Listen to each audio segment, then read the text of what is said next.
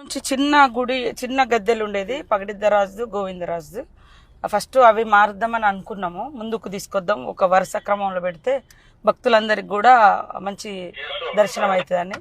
So దాంతో మొదలైన ఆలోచన అట్లా కాదు, మొత్తము గుడి పెద్దగా చేస్తే బాగుంటుందని మన ముఖ్యమంత్రి గారు చెప్పడంతో ఇంకా మాస్టర్ ప్లాన్ తయారు చేసుకొని, అంతకుముందు 2,000-3,000 మంది అట్లా భక్తులు ఎట్టే టైంలో దర్శనం అయ్యేది. కానీ ఇప్పుడు దాదాపు 10,000 మంది ఎట్టే టైంలో దర్శనానికి పోయే అవకాశము మనకు కల్పించడం జరిగింది. ఈ రోడ్స్ కూడా చాలా, మీకు చూస్తే సింగిల్ రోడ్స్ ఉండేది, చాలా టైట్గా ఉండేది. ఇప్పుడు ఎన్ని లక్షల మంది వచ్చినా మంచి ఫ్రీగా రోడ్డు మీద నడిచి వెళ్ళడానికి కానీ, వెహికల్స్ కొంతవరకు వెహికల్స్ అనుమతించడానికి కానీ బాగా అవకాశం వచ్చింది. చాలా జంక్షన్స్ కూడా మేము డెవలప్ చేసినాం, మీరు చూస్తూ ఉన్నారు. ఆదివాసీ జీవన విధానము, జంతువులు, అడవి, ఇలా మంచి అట్లా అక్కడ చూస్తే మీకు సెల్ఫీలు ఎంత దిగుతున్నారు చూడండి. ఎప్పటికి ఉండేటట్టుగానే కట్టినాం, ఎప్పటికి.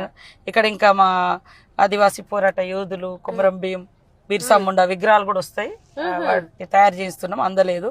ఇట్లా సెల్ఫీలు చాలా మంది, మొన్న ముఖ్యమంత్రి గారు, మా క్యాబినెట్ మినిస్టర్స్ కూడా అందరు వచ్చినప్పుడు ఇక్కడ ఫొటోస్ కూడా వాళ్ళు కూడా దిగిర్రు.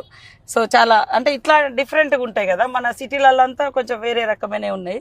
సో ఇక్కడ జీవన విధానానికి ఇక్కడ ఫారెస్ట్ను అంటే సింబాలిక్ గా చేస్తూ చేయడం జరిగింది. కానీ విగ్రహాలు కూడా ఎంతో అద్భుతంగా ఉన్నాయి, జీవకళ ఉట్టి పడుతోంది. ఎక్కడ చేయించారు ఇవన్నీ?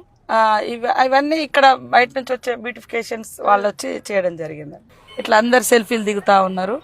ఎప్పుడు ఇవన్నీ సందడిగా ఉంటున్నాయి, అంతకుముందు వరుసగా వచ్చి వరుసగా పోయేవాళ్ళు. అవును, ఇప్పుడు ఫోటోలు దిగడం, సెల్ఫీ పాయింట్స్ అనేది స్పెషల్ అట్రాక్షన్. అవునవును.